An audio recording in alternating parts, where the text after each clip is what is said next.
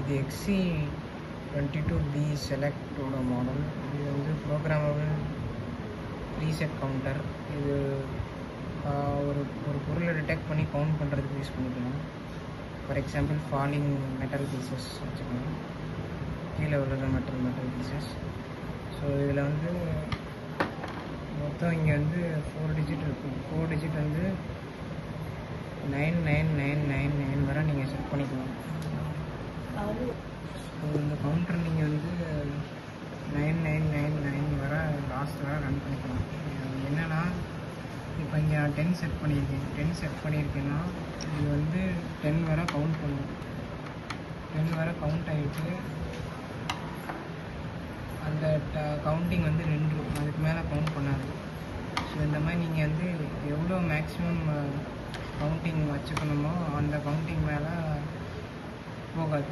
இதை வந்து இங்கே செட் பண்ணலாம் நீங்கள். இது வந்து சென்சிங் வந்து இப்போ சென்ஸ் ஆகலை. திரும்ப ரீசெட் பண்ணிட்டு நீங்கள் இது பண்ணிங்கன்னா ஃபோன் பண்ணுங்க. இந்த மாதிரி 10 வரை இருந்துட்டு ரிலே கட் ஆஃப் ஆகிடும். ரிலே கட் ஆஃப் ஆகிடுச்சுன்னா லைட் போயிடும். இதுக்கு கான்ஃபிகரேஷன் வந்து இந்த டிஸ்கிரிப்ஷன் வந்து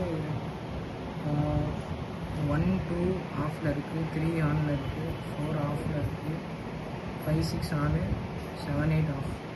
ஸோ இந்த மாதிரி வச்சிங்கன்னா நார்மல் செட்டிங்ஸ் படி கவுண்ட் பண்ணிகிட்டே இருக்கும்.